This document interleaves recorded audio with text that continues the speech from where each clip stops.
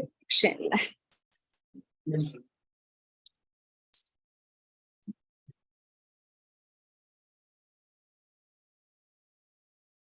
Good evening. Let's get started. The meeting of the Board of Directors of Santa Clara Valley Open Space Authority is now called to order. Kelly, roll call, please. Director Kenneth, Here. Director Flogger, Here. Director Chapman. Here. Director Annabelle. Here. Director Alexander. Here. Director Gill. Here. Move to the next item is a new business. Member of the public will have the opportunity to comment on any matters on the agenda. Speakers are limited to 3 minutes. The first item under the new business is for form oath of the office for newly appointed director. Kelly is going to present that. Thank you, Mr. Chair. Good evening, directors. As stated in your report, we had 4 districts whose terms were expiring, and all 4 incumbents were unopposed in the election on November 8th. Therefore, per the board operating rules and procedures, if there's a single candidate qualified and such a candidate is unopposed, they are deemed elected. And they have these 4 directors from districts 2, 5, 6, and 7 have been appointed by the Board of Supervisors. And tonight it's my pleasure to perform the oath of office for those 3, excuse me, Director Potter is not in the meeting, but for the 3 of you that are present. So if you would please stand.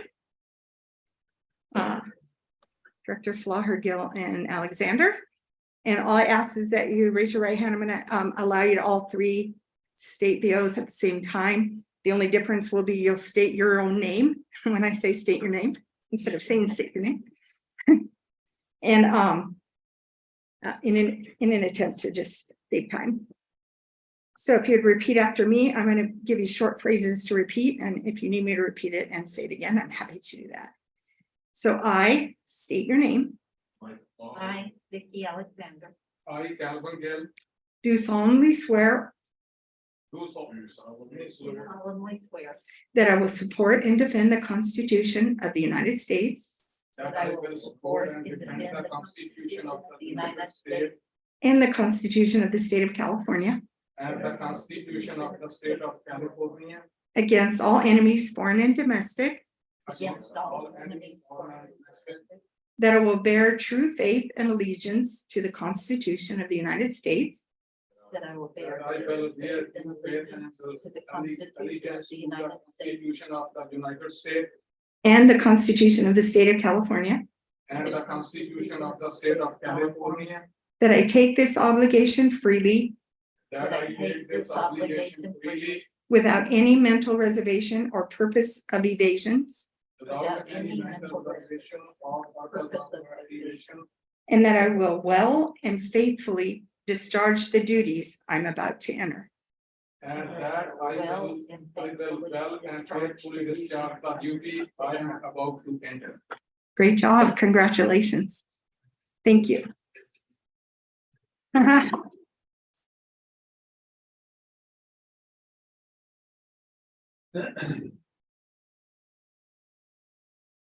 Okay, so congratulations all of you newly appointed and take the oath. Let's move to the next item now is an announcement.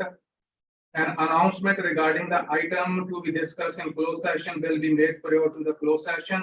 And I'm going to request our legal counsels about this item, please. Thank you, Mr. Chair.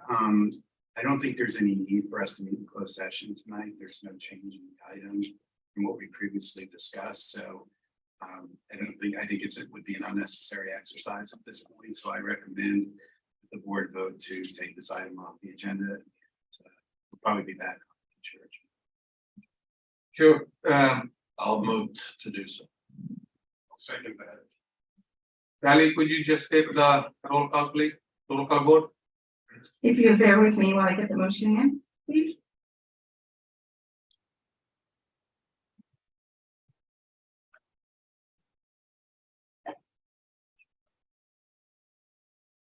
Yeah, so I'll just kindly ask if any member of the public would like to make any comments on this item.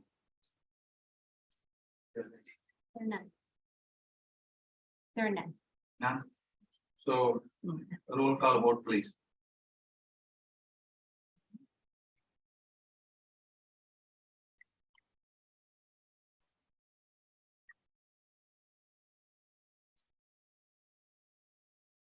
Mr. Chair, who's the second, please?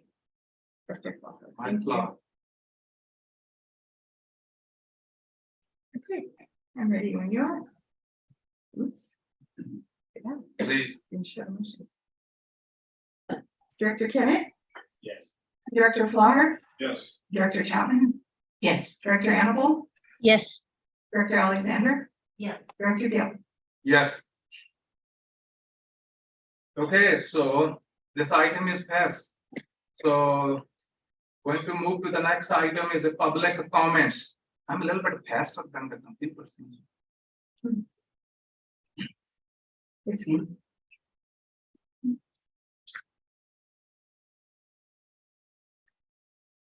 Okay, so we have the approval of the minutes. November 10, 2022. I'm kindly ask the board if they have any question about this item.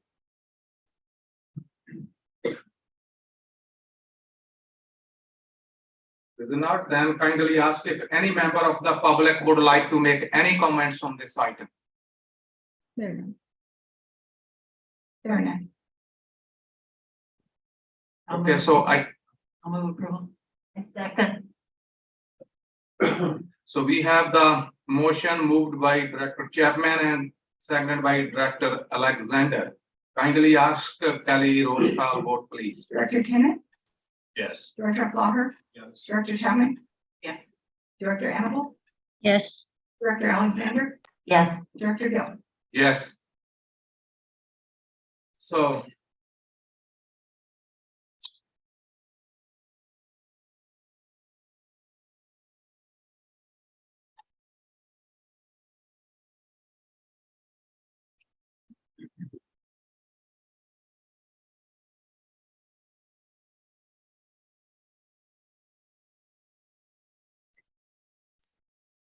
So have to we wait couple minutes?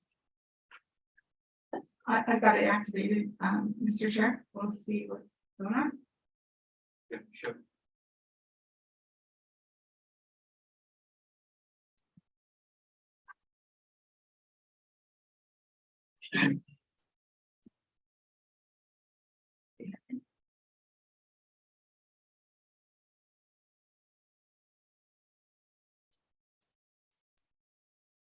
This one.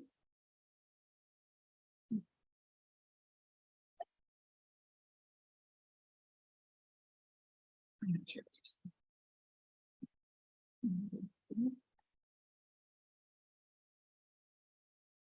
Thank you. Do you see that now, Mr. Chair? Not yet. Do you hit your active item button? Oh.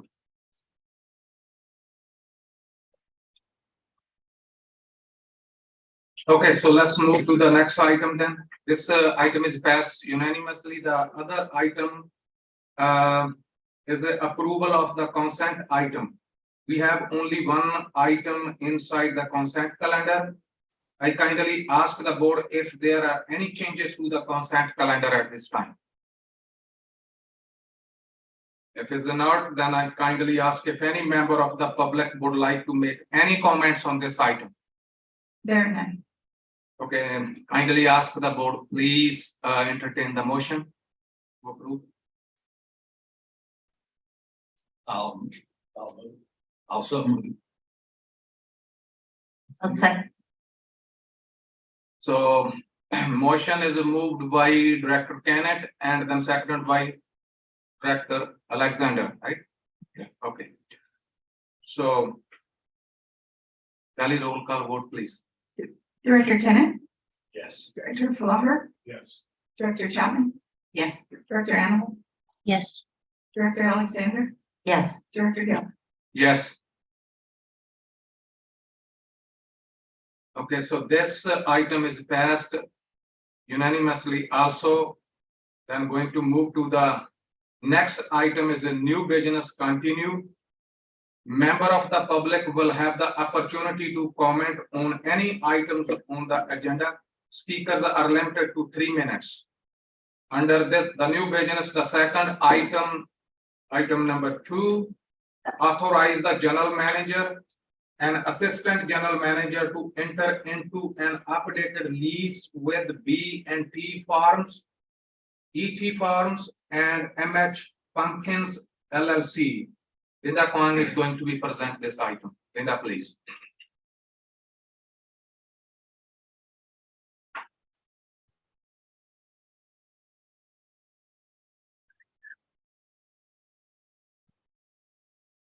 All right. Good evening, directors. I'm Linda Kwong, Real Property Program Manager, and tonight we are seeking your authorization for the general manager or an assistant general manager to enter into a revised lease with B&T Farms, M&T Farms, ET Farms LLC, and MH Pumpkins LLC. And these are the folks that operate the Spina Farms Pumpkin Patch. So this lease is on the 60-acre property on the southeast corner of Laguna Avenue and Santa Teresa Boulevard in the Mid-Coyote Valley. The property was acquired by the authority to protect as agricultural land in October of 2021 with funding from the state's Sustainable Agricultural Lands Conservation Program grant, the County of Santa Clara, the Valley Transportation Authority, and the Open Space Authority. It consists of 60 acres of prime farmland soils. In June of 2022, the authority entered into a lease with B&T Farms, M&T Farms, ET Farms LLC, and MH Pumpkins LLC, which we'll collectively call the tenant, to lease the property for agricultural use, including a pumpkin patch that will run from September through November. The lease is for a 3-year term from June of 2022 through the end of May 2025 at a rate of $700 per acre per year, or for the full 60 acres, that's $42,000 a year. The lease allowed the tenant to use all 60 acres through December 1st of 2022, after which the leased area would reduce to 40 acres on the remainder of the term, which is what's shown in the map on the slide. The tenant had initially expressed that they needed 40 acres for their operations, so the authority had intended to lease out the remaining 20 acres to an agricultural tenant that was to be selected through a request for proposals process. However, as staff was looking into supplying water for 2 different tenants on the property, we encountered some challenges. When we acquired the property, we obtained a well inspection that said the well is in poor condition and may fail in a few years. And the recommendation was to drill a new well because attempting to repair it may worsen its condition and cause it to fail sooner. And we had budgeted for this work, but the costs have gone up significantly since then. The tenant has been able to get water for their needs in the interim through other means, and so we will continue to evaluate our options for that well. At the same time, the tenant has expressed a desire to continue to lease all 60 acres, which has worked really well for their operations in this past season. So as staff continues to look into the well issue and the feasibility and benefit of splitting the property with a separate tenant, staff is recommending that the lease be revised to allow the tenant to use all 60 acres of the property for the remaining duration of the lease, such that the lease area would not be reduced to 40 acres. Throughout the 6-week pumpkin season, the authority staffed an interactive educational booth at the pumpkin patch with nature-themed games, animal furs for people to see and touch, and information about the open space that's surrounding them. This was an excellent opportunity to connect people with nature, many of whom may not have been to a farm before or have been familiar with Coyote Valley. Spina Farms estimates that over 120,000 people attended over the 6-week season, and that is just counting weekends. So there were even more people if you include the weekdays.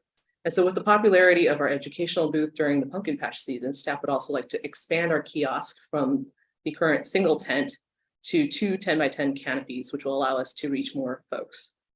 And lastly, the authority had amended the lease in this past August to change the firearm prohibition in the lease to allow for law enforcement to carry firearms on the property in order to provide security.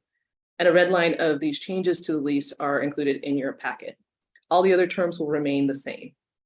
The tenant has shared that they have planted cover crop for the winter and will be growing a short season crop such as lettuce or cabbage in the spring, after which they will begin planting the corns and the flowers for the pumpkin patch, which will begin in July in order to open in September.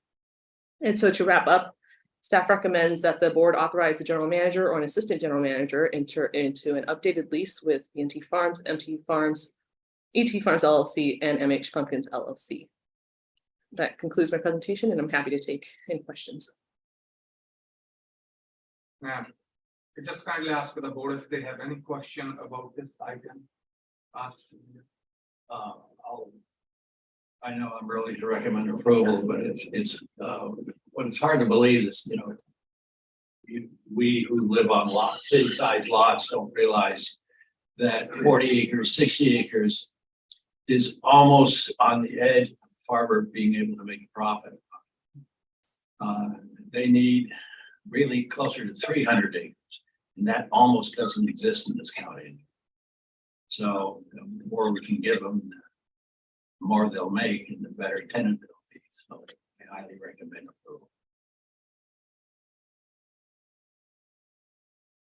Director Chairman, please. It's probably more direct towards staff. So in the odd chance that 2025 comes up and they say, hey, we want to stay, what? Are we, lock set dead in 2025 or is there a possibility of extending the lease? And I think that, the opportunity to show demonstration, agriculture with, sustainability efforts would be helpful to do somewhere. I know we talked about maybe a different property somewhere. So is that still in consideration? I think that's something that we'll still need to explore as we kind of have these 2 years up until when the lease expires. But Matt, if you want to add anything to that. Yeah, we're excited about exploring the ecosystem of farming operations in Coyote Valley, whether it's regenerative or climate friendly operations or something that's more agro-tourism focused like the Safina operation. We do have other property, including property off Palm Avenue that had agricultural production in the past. And so we're evaluating the feasibility of putting that out through a request for proposals for a regenerative or other kind of public facing climate friendly farming operation. And that's something we would bring to the board likely in spring of 2023. Oh, that's great, because I think that's important again to stress, that it's not just we're going to turn over a lease and then take the money from the lease, is that we're actually going to actually do something to show, that this is the science behind it, right? Appreciate the question. I have question, actually, the rest of 20 acres, do we have any other farmers online to be interested to take those on? So we did get some interest early on, but in exploring the challenges of how to supply the water, not having a fully functional well, we've kind of put that off at this point. So we're holding off on doing any kind of split of the property, exploring that further in these next 2 years as Safina Farms continues to lease this full 60 acres. So, B&T, they just need only 40, they don't need 60 anymore? They had, sorry, through the chair, they had indicated that they wanted 40 at the beginning, but after utilizing the site and seeing how well it functioned with their operations, they now would like to have all 60. Okay. And that might be the problem is going to be solved then, right? Yeah. Thank you. Any board member? Dr. Kenneth, please. Based on Matt's answer, I'm assuming that there was no option built into this. Is that correct? Correct. On purpose? Normally, a lease like this would have an option. Are you referring to an option to purchase? Or Option to extend 5 more years, whatever years. Yeah. Always on the, assuming both sides agree. I think because of the kind of exploratory nature of this type of operation, when we haven't had this kind of thing on our property before, we were comfortable with the 3 years initially to kind of see how it all played out prior to extending that ability to continue it on. Thank you. Any other board member has any other question? Director Hannibal? I kind of. Director Hannibal, excuse me, through the chair. Director Hannibal has a question. Director Hannibal, please. Yeah, I'll be supporting this. I just wanted to say that I don't have any personal knowledge or communication with regarding what the lease value is for here in Santa Clara County, but I did contact a landowner in Contra Costa County in some type A soil. And the price that the agency, our agency is getting per acre here is good compared to the price that that person I know is getting for their acreage, which they do lease out on an annual basis for row crops like tomatoes, and that kind of thing. So this is really great for the community, and it seems to be very equitable for the Open Space Authority. Okay, thank you. Any other question from the board? Bernadette, you have only comment, right? Not question. Well, I guess my question is not relative to this, but when another parcel comes forward, to have some kind of information background for the board as to what are the lease values currently in Santa Clara County and San Benito County, Hollister area for agricultural row crop land. That would be important for future decisions. Thank you. And we do rely on, I can't remember what the acronym stands for, but I believe it's the ASFMRA, which is a annual report from farm appraisers that do supply these kind of values on average for the county. That was the point of reference for this lease value. Any other question? Any board member has any other question? No? Kindly ask if any member of the public would like to make any comments on this item. No? Request the board please entertain the motion to approve. I'll move to approve. Second. Okay, so we have the motion moved by Director Kenneth and seconded by Director Chapman. Kindly ask Kelly, roll call vote, please. Director Kenneth? Director Plotter? Yeah. Director Chapman? Yes. Director Annable? Yes. Director Alexander? Yes. Director Gill? Yes. So this item is passed unanimously, and let's move to the next item, item number 3. Informational item, Open Space Authority FY 2022-2023 first quarter financial and work plan update for period ending September 30, 2022. Justina Ten is going to present. Justina, please.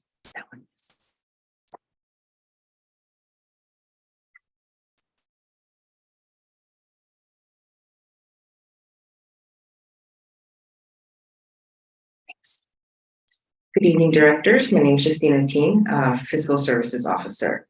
And tonight we're reporting on the first quarter of fiscal year 22-23. And that was quarter ending September 30th, 2022. As usual, the first section of the report is the work plan status update. And by the end of the first quarter, the authority completed 2 of the 36 declared projects in the work plan. Granted that this is the first quarter's status update, directors, you will notice that most of the projects are in progress or on track in the work plan tracker in the packet. 8 projects have been delayed, and it's primarily due to staff shifting resources. But overall, we had a great quarter. In July, we reopened the Office to the Public. We also participated in the France and California Conservation and Climate Exchange. We completed a large grazing improvement project out at Mayan Oyakma Coyote Ridge Open Space Preserve. And we also awarded the public works contract to Botman Construction to kind of kickstart our public access project at again at Mayan Oyakma Coyote Ridge Open Space Preserve. And of course, related in my area is we did complete our fiscal year 21-22 financial audit, and we got a clean opinion and good remarks from our auditor. In the second section is our usual balance sheet and profit and loss. And we expended a little over 2.8 million, which is about 11%, a little bit over 11% of the approved budget. And there's more details available in the exhibits, and I'm available to answer any additional questions as well. And then lastly, the most recent section is regarding investments, and it's required by the investment policy where staff is to provide monthly statements to the board. And as of quarter end, September 30th, total market value of our portfolio was about $7.6 million. We incurred about $2,140 in management fees from our financial advisor, Chandler Asset Management. We did see a large uptick to the average coupon rate of our bonds. Last quarter, it was 1.1, and right now our average is about 1.22. And this in turn, as our financial advisor had mentioned, and I've also emphasized multiple times, because it's an inverse effect on the portfolio. When interest rates go up, the portfolio value tends to go down. So we did record an unrealized loss of $162,000 in the books, not in our banks. And overall, the portfolio is generating an average yield to maturity of 1.84, and that was up from 1.62 from last quarter. And so with that, I'll take any questions. Just ask the board if they have any question about this item.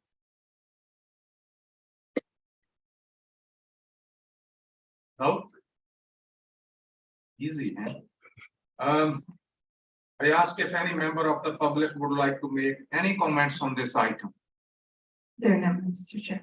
Now it's an informational item. Thank you very much, Justina. Just move to the next. Item is item number 4. Accept annual expenditure plan status report for fiscal year 2021 and 2022. Justina, please.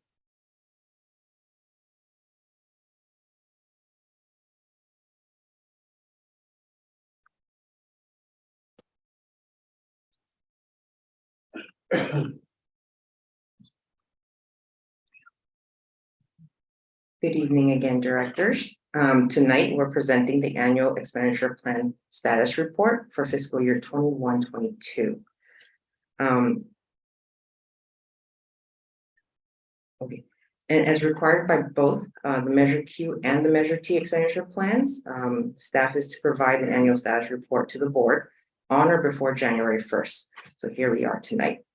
The report in your packet covers the revenues received and expenditures spent from July 1st of 2021 through June 30th of 2022, as well as a report of all the project statuses as of June 30th. And this is the first year that we're actually reporting projects funded by Measure T as well, hence a slight report name change. It used to be a Measure Q annual status report, but now it's just the expenditure plan status report. Additionally, besides this report, we also conduct an independent audit in which the results were presented to the board earlier last month. And again, the auditors did conclude that our statements were free from material misstatements and were in compliance with all the fiscal safeguards that were written inside the expenditure plans. Namely, in the Measure T expenditure plan, we state that the board would approve an allowance for administrative expenses. For this fiscal year that we're reporting, it was no more than $500,000 that the board had approved back in June of 2021, and that no more than 0.1% is used for the expenditure plan oversight committee's activities. And each year, the financial audit and status report is also presented to the expenditure plan oversight committee. And the EPOC reviews those reports, and they provide an independent review and submits an oversight report to the board. And so just to recap the financial summary, the authority received approximately $7.9 million in net parcel tax revenues between Measure Q and Measure T. We had a few sprinkles of Measure Q kind of to reconcile. There's only about like 6,300 in parcel tax revenues coming in, trickling in from Measure Q. But technically, we no longer do receive parcel tax revenues from Measure Q. It's all moving on because Measure T renewed and replaced. And for the reporting period, the agency recorded a total of approximately $12.23 million of expenditures between the two plans, as well as grant disbursements that we had issued out to our grantees. And additional information about the major expense categories, the breakdown of the expenditures, all those can be found in section 1 of the report. And if there's any specific questions about the expenditures, I can also provide an overview or answer any questions. So I kindly ask the board if they have any questions about this item. Just taking a pause to the chair, sorry. Just any questions, but then I do have more slides Okay, Yeah. so any question about the financials. up to numbers. that point, right? Yes, up to section 1. Section 1. Any question? Kannada, you have any question? Okay. Just move forward, please. Thank you. And so section 2 is regarding more of the status of the projects. And so it summarized basically, it's categorized by our expenditure plan categories where there are 4. And there's also a sample project detail page to kind of quickly show the board, the oversight committee, members of the public how to read the project detail pages. And each project, it would show it will summarize the project description. It would have a table of how much we spent so far for that project, as well as a breakdown of in the current in the reporting year, how much was spent. And just to give the board a sense of the number of projects that staff was working on the last fiscal year, we had 60 projects that we were tracking. We also had 30 active urban open space grants that were funded or by Measure Q. And so that makes it a total of 90. And of the 60 projects, 7 were completed on or before this year end. And these are some statistics that were just kind of breaking down how many projects were by expenditure plan category. Just to kind of give a quick overview, expenditure plan category 1 typically is associated with conservation and land acquisitions. Expenditure plan 2 has to do with watershed and water protection of water resources. And expenditure plan category 3 is often associated with maintaining our open preserves as well as providing public access and environmental education programs. And expenditure plan category 4 is our urban open space grant disbursements. That's our program itself. And so that's kind of like the makeup of where our money went. And then any questions? So actually I have a question. Why is it on hold or delayed? Any reason for that? Yes, and so I don't have the specific Just a highlight. A little bit. So in our Q4 work plan tracker, we do also have comments of why certain projects might be delayed. Some of the reasons might have to do with either shifting of priorities, as well as staff departure. And delays sometimes might be affected with either funding or just waiting for a partner like permitting, etc.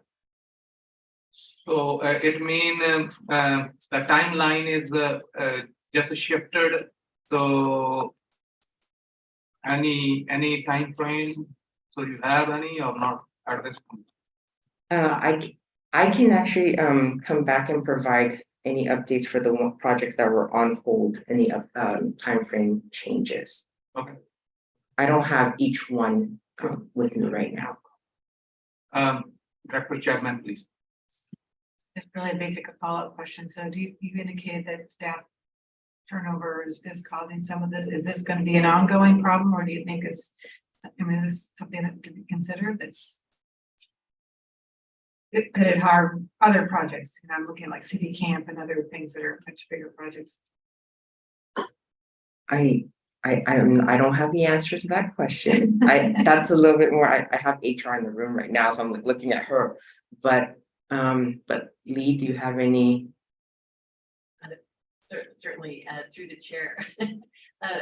We had a couple of key departures, a couple of subject matter experts that were leading particular projects. And I think that's what Justina is referring to. So, for example, Jake Smith left us, gosh, what year is this right now? 2022, earlier in the year. Thank you. And the projects he was leading, we didn't have that staff member to transfer those over. So while we looked, we may rely on consultants or we may put a project on pause. But generally speaking, no, we're not concerned about staff vacancies. And of course, in our last meeting, I think you all know that Gali Basson left the agency as well. So similarly with her projects, we'll be transferring them over, either rescoping them or someone else will finish them, but it'll take a little bit longer without those accounts. I have just the same question Director Chapman asking. Well, whenever you just planning any kind of project, you don't have any backup plan?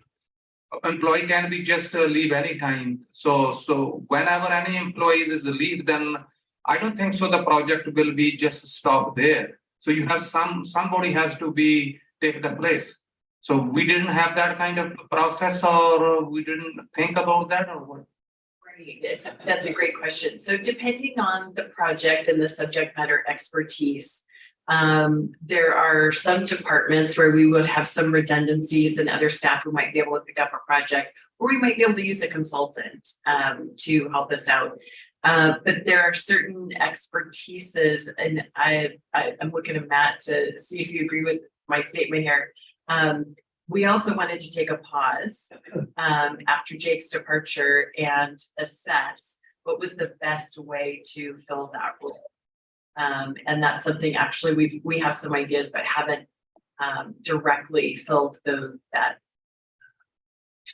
expertise. I won't say position, but expertise. Do you want to add to that, Matt? No, I think that's a great and fair response.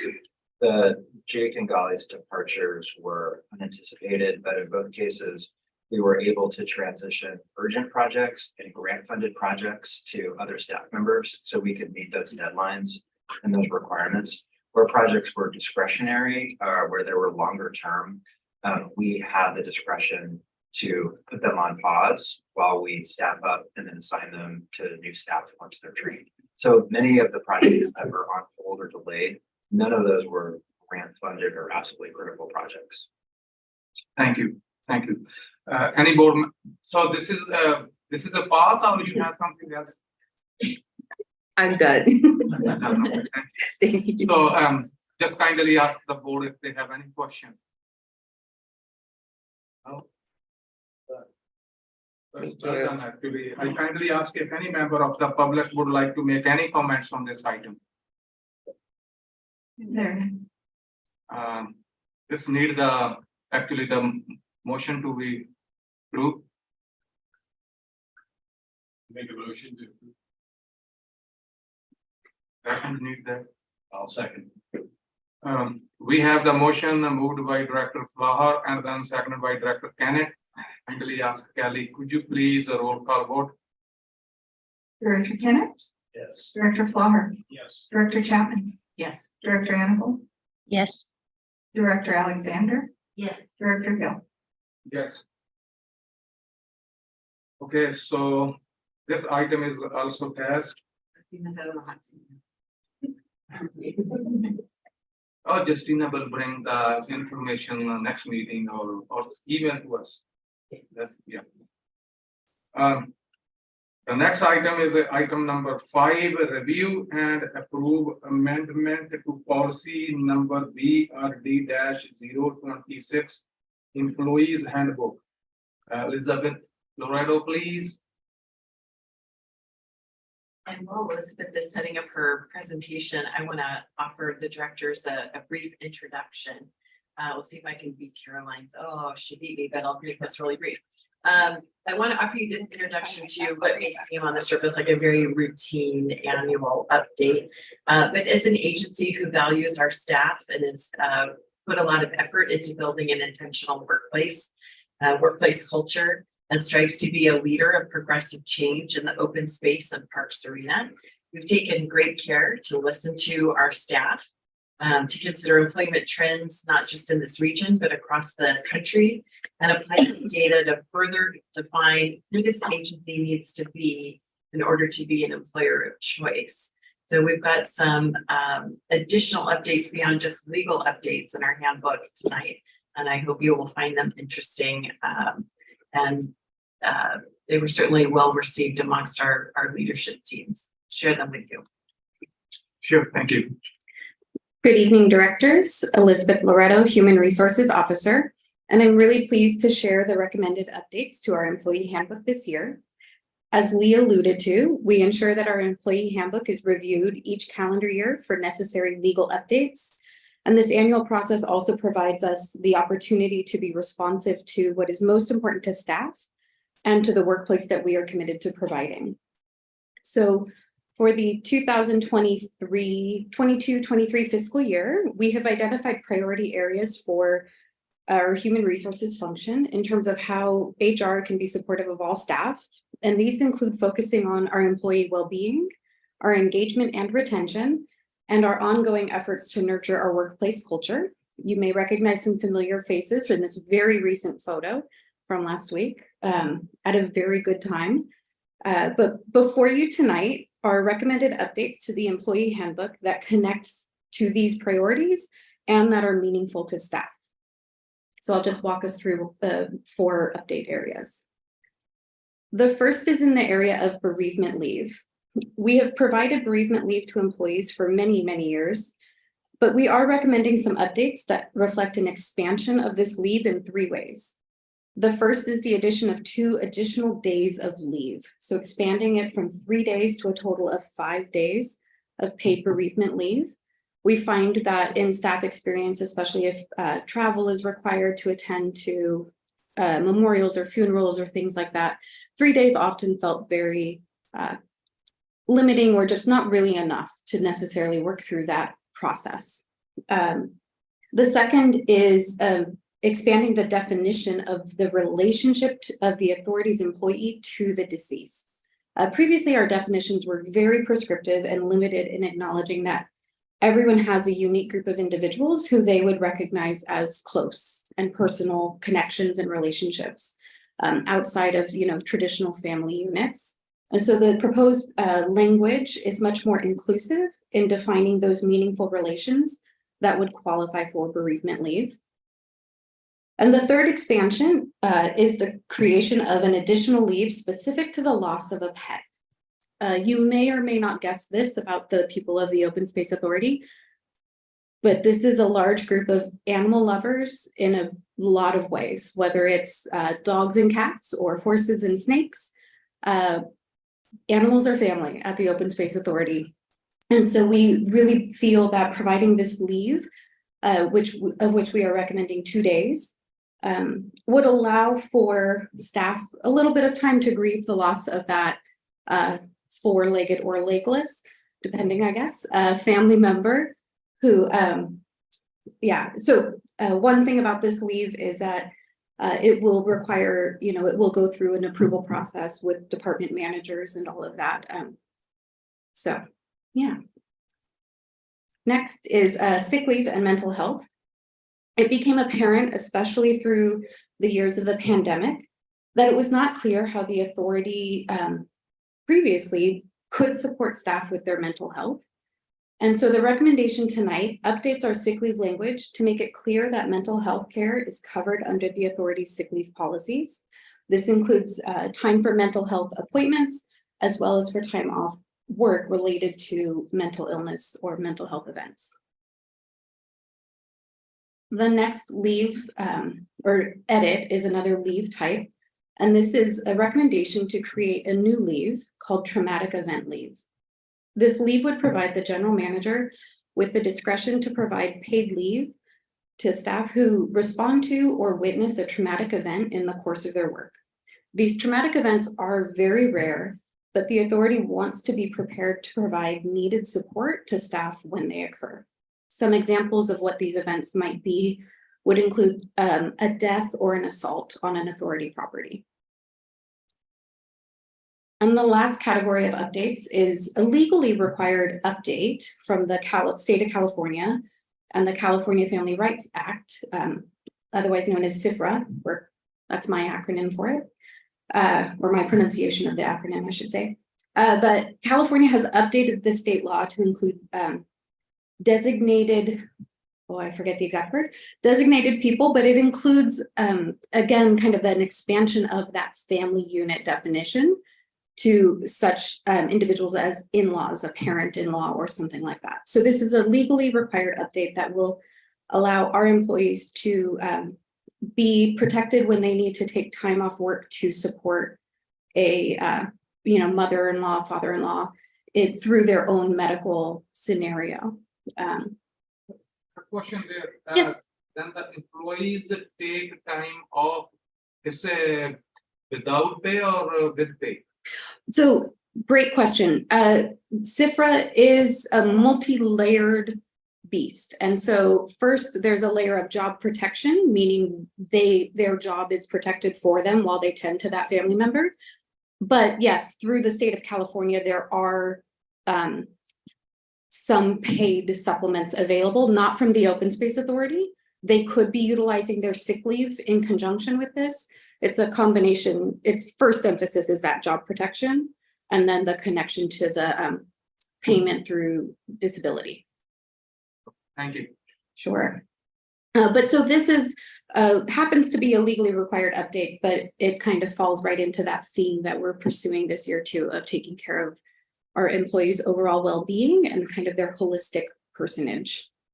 So at this time, I'm happy to take any questions and would be looking for your approval of our revised employee handbook. I really ask the board if they have any question about this item. It's very important actually item.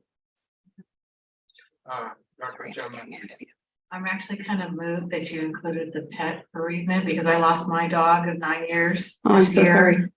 And I felt it. So I'm actually very much in sympathy, and I'm glad you did that because they are like your family. It was really hard, and that's very unique. But I think that's something that makes this authority very special, and that the staff is very caring, and so that's very reflected in this handbook. So thank you. Thank you. Any other board member, please? Through the chair, I'd like to welcome Director Potter to the meeting. He's now present remotely. Director Parker is welcome. Any other board member has any other question? Director Annabelle had her hand raised and then put it down, so. So believe or not, when you are just saying about the pet leave, I saw you a little bit emotionally, so I don't know why. In the 7.5 years I've been here, I have lost 2 pets, and my colleagues have been. That's why Yeah. I feel it. So And many of us have, and just to share, when that occurs for an employee here, we have a little digital card service, and so we send an email to everybody saying, here's a card for this individual, and those cards are almost better signed and responded to than birthday cards. I think I moved this item to be approved. Wonderful. Director Annabelle has her hand raised. Director Annabelle, please.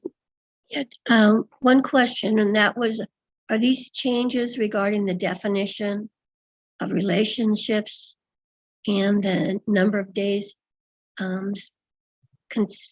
similar to what the SEIU county employees are receiving? Did you do any comparable research of other agencies? Through the chair, I have to admit, I did not read those language specifically, but I can tell you that in the broader spectrum of Bay Area regional employment, that is more in line with what is being provided there, but I did not specifically compare to those union agreements or the county specific. And I guess the comment is that in terms of reviewing these, it's been a long time since I've looked at the handbook. It would have been very helpful in your memo, the paragraph of the handbook that you're referring to. Oh, Just for future. yes. Okay. Thank you. Any other board member has any other question? If it's not, then I kindly ask if any member of the public would like to make any comments on this item. There are none. Okay, so. Okay, I just do second then. Kindly ask Kelly roll call vote, please. Director Kenneth, Yes. Director Flaher, Yes. Director Chapman, Yes. Director Annable, Yes, Director Alexander, Director Potter, Yes. Director Gill. Yes. Okay, so this item is passed also. Let's move to the next item, item number 6. That is an informational item presentation of the 2023 board and committee meeting schedule. Carolyn Hernandez is going to be present this item. Hello, directors. Again, I'm Caroline Hernandez. I'm the deputy clerk of the board. And tonight, staff would like to direct your attention to Exhibit J in your packet, which is a list of the standing meetings for the board committees, and citizens advisory committee for the upcoming 2023. The Open Space Authority has 2 policies: the board operating rules and procedures, and the Citizens Advisory Handbook of Guidelines and Responsibilities, which dictate the date, time, and place of the respective meetings. Given this information, staff have put together this document, Exhibit J, of proposed scheduled meetings for the year, which will be distributed to the board, CAC, and staff, as well as the public. And then keep in mind that as special meetings are likely to be needed and will be scheduled and noticed accordingly to the Brown Act. And while tonight's meeting will bring an end to our board and committee meetings for 2022, 2023 is just around the corner. So the first meeting of the new year will be January 12th, and the second meeting of the year will be January 26th. And while we're on the topic of those 2 meeting dates, that first meeting will be the election of officers, and the second meeting will be the liaison and committee meeting appointments. This item is informational, but I'm happy to take any questions. Any board member has any question to ask, please? No? Kindly ask if any member of the public would like to make any comments on this item. There are none. It's an informational item. Thank you very much. Thank you. Caroline. Yeah. So let's move to the next item then, item number 7, as usual. Adopt resolution 22-98 proclaiming a local emergency, rectifying the proclamations of a state of emergency issued on March 4, 2020 by Governor Gavin Newsom, and reauthorizing remote teleconference meeting of the legislative body of the Santa Clara Valley Open Space Authority for the period December 8, 2022 through January 7, 2023, pursuant to Brown Act provisions. Kelly is going to present this item. I have no report, Mr. Chair. Kindly ask the board if they have any question about this item. Director Kenneth. No?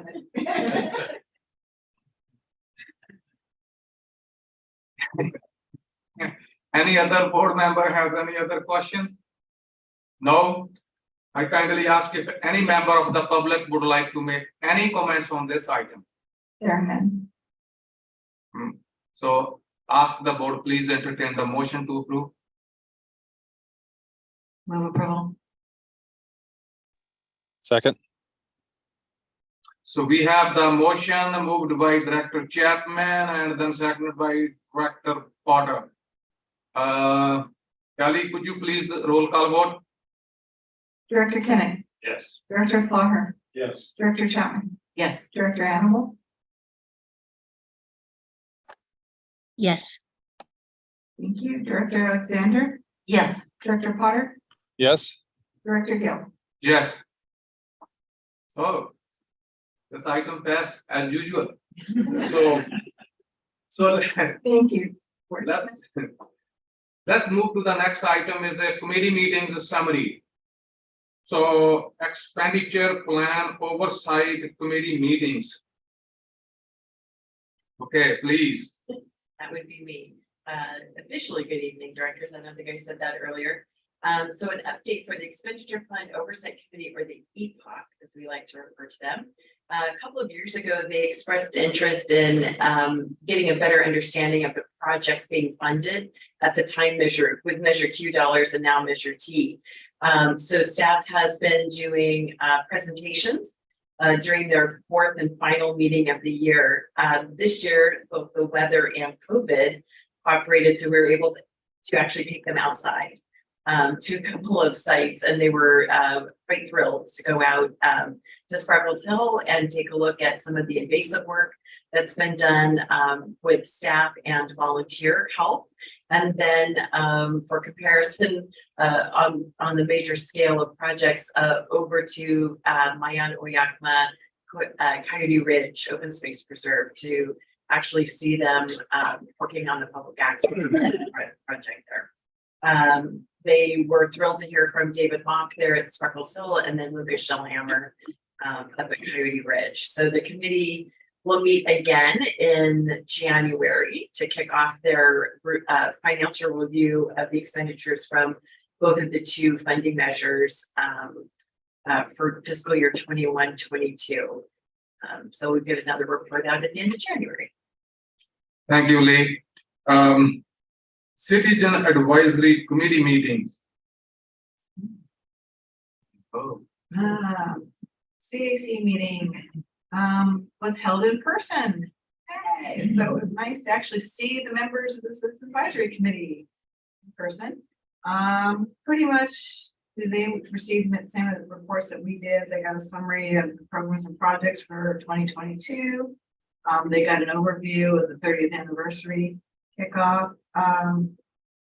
There was one really good comment that I do want to bring to your attention, that in the 30th anniversary planning, they wanted to involve students as in some way, in an educational way, if possible, to lift up their work in that. So I thought that was a good comment. And then we talked about, linking environmental education studies. Really was the highlight of the CAC. It was a good meeting.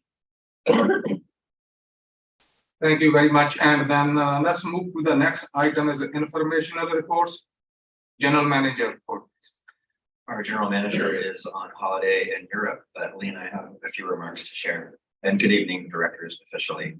Our staff celebrated at a holiday party last week, and we were truly delighted to be joined by 5 directors and 2 members of the Citizens Advisory Committee. So that was great. And then last week also, a few of us from staff were able to attend MidPenn's 50th anniversary celebration at their new $54 million headquarters. It is quite a facility. It reminded many of us of REI's Seattle flagship store.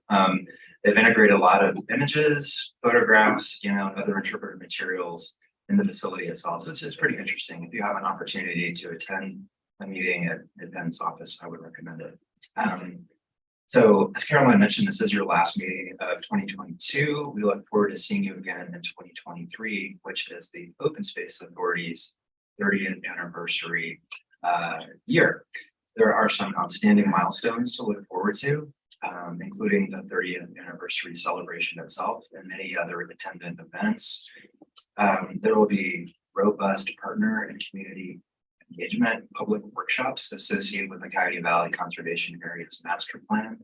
We'll be opening Mayan Oyakma Coyote Ridge Open Space Preserve to the public and dedicating that. Very exciting.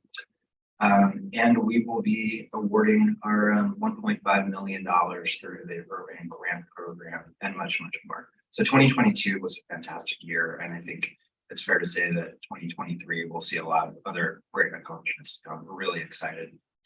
I can't remember if I shared this news already, so I'm going to repeat it just in case, but I'm really happy to report that in November, the authority added 80 acres to our Croy Redwoods Open Space Preserve. This was through a generous property donation by the Bay family. Sounds like I mentioned this, so okay, great. I'll move on. Earlier this week, we learned that the authority was recommended for to receive $1.2 million in funding from the Sustainable Agricultural Lands Conservation Program to fund a 79 acre conservation easement adjacent to our Frontoyo Grove Open Space Reserve. So this is a really outstanding opportunity to increase our foothold of preserved agricultural properties in San Martinez. We're really excited about that funding award. And kudos to Isabella Cressman, our real property coordinator. This is her first grant application, and so she's batting 100%. I mentioned the urban climate cycle at a prior meeting. We've received 36 applications. We screened those. All 36 were deemed eligible. They're advancing to the full application through the full application phase. Final applications are due in February, and we'll come back to the board in spring with some funding recommendations for you and the Citizens Advisory Committee to consider. And a couple other quick things. Despite huge conservation successes in Coyote Valley, we're still guarding against pretty critical risks to Coyote Valley's conservation values. I think as many of you know, the California Independent Systems Operator is soliciting bids for development of an energy substation. The idea is that as we electrify the grid, we need another substation to handle the load, right, associated with electric vehicles, electric appliances, and they need a new substation along with potential battery storage in a location as close as possible to the PG&E's Metcalf station. And so that by definition puts it in Coyote Valley. So we're looking we're working really closely with the city. We're working to kind of track this project as much as we can to ensure we're at the table to direct the facility to the most appropriate site, and to ensure that through the CEQA process, will be managed by the California Energy Commission, we can ensure that they are minimizing impacts to the greatest degree possible, and providing robust mitigation measures. Similarly, at Coyote Valley, through Andrew McKenzie's leadership, we've been convening partners, including many departments of the city, Valley Transportation Authority, many other agencies, to make sure that all of the public agencies are aligned on the CAISO project, and that they, including the city's Monterey Highway land use study, which is now called the Coyote Valley Corridor Study, to ensure that those two efforts are aligned with the Coyote Valley Landscape Linkage Report, the Coyote Valley Conservation Areas Master Plan. So just connecting the dots between all of them to, again, avoiding development in sensitive areas that are important for connectivity across Monterey Highway in particular, and then to potentially make lemonade out of lemons. So as any of these projects move forward, if they're generating impacts, we want to steer those mitigation dollars towards wildlife passage improvements. So a lot is still happening in Coyote Valley. That's it for my remarks tonight. Just wishing you happy holidays. Looking forward to seeing you in the new year. Thanks, Matt. I have only one update, and I'm going to circle back to that 30th anniversary timeline and add a bittersweet milestone and let you know that after 8 years of service to this agency, Kelly Guerra has announced her retirement in early February 2023. Now I'm going to get emotional. We talked about this earlier today. While there be time to celebrate and wish Kelly well, I just wanted to take this opportunity to publicly thank you for your passion and dedication to the agency's mission, your knowledge of and support of good governance, your expert care of the board and committees, and your partnership for the last 4 years. Kelly's last tears. Kelly's last board meeting will be January 26th. And I just wanted to let you know in advance. So for those of you sworn in tonight, you're the last class of Kelly Guerra. What happened? Why we cannot retain our employees here? I'm going to say additionally from retiring. Nothing to do with the agency. I know. 11 years. We need the experienced employees here. So still have time.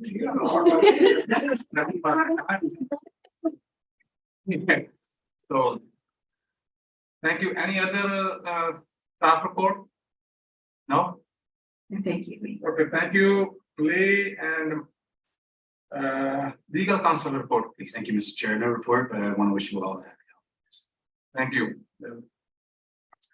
Board members report, liaison update and comments. I'm going to start with the director, Kenneth, please. You're gonna be disappointed because I have no report, other than to wish you all and yours happy, safe holidays from my family here. Thank you. Director Flaher, please. No report. Thank you. Director Annual, please. I have no report, but I just want to say, stay healthy in the coming weeks and enjoy your holidays. And Kelly, we are definitely going to be missing you. I am.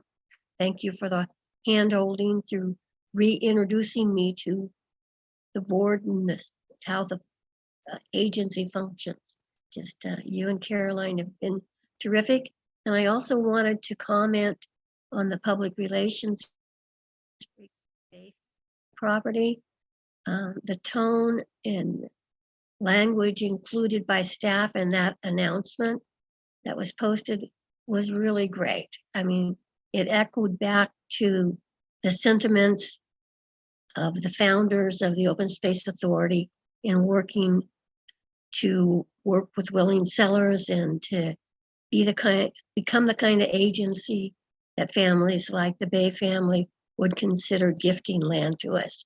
That just speaks tremendously for the effort of the entire staff over the past 30 years and the current staff in particular. So I just wanted to add that comment. Thank you. So Director Chapman, please.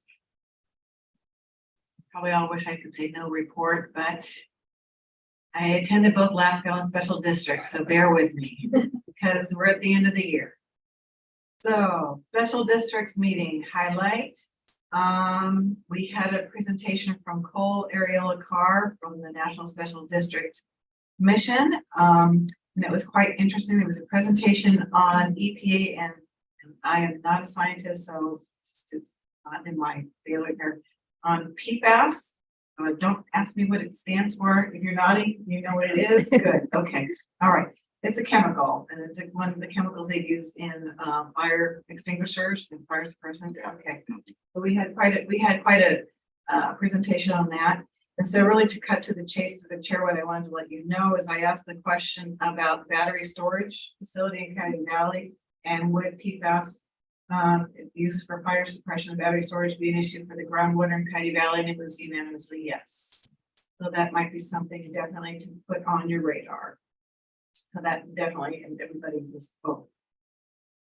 So that was the highlight of the special districts meeting. There will be a couple of new commissioners starting next year. We say goodbye to the chair and sort of. On LAFCO, that really was a goodbye to Supervisor Wasserman, Mayor Rich Constantine, and Director Linda Lazat, who now have left LAFCO.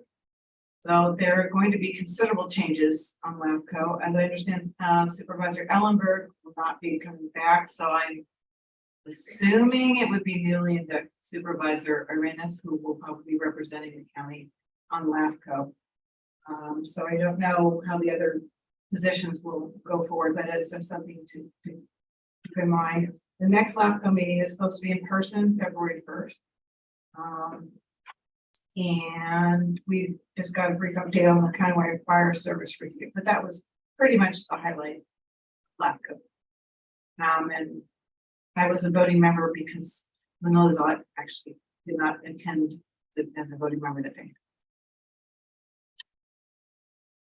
Thank you, Director Chapman. Director Alexander, please. No report. Kelly, sorry to see you leave. I hope you two have worked together enough that you've been able to do this direct transfusion of all your knowledge. So, but you'll be missed, and happy holidays to everyone. Thank you. Director Potter, please. Thank you. I wish everybody happy holidays and thank you, Kelly, for everything. And please enjoy yourself and your well-deserved retirement when it happens. But keep working hard up until then, as I know you will. Thank you. Thank you so much. Thank you. Actually, I don't have a report, but I don't want to say anything about Kelly's departure, because still has 1 more month. Might be she changed her mind, nobody knows that, right? So anyway, so Merry Christmas and Happy Holidays along with the Happy New Year's, because we will meet after the New Year's.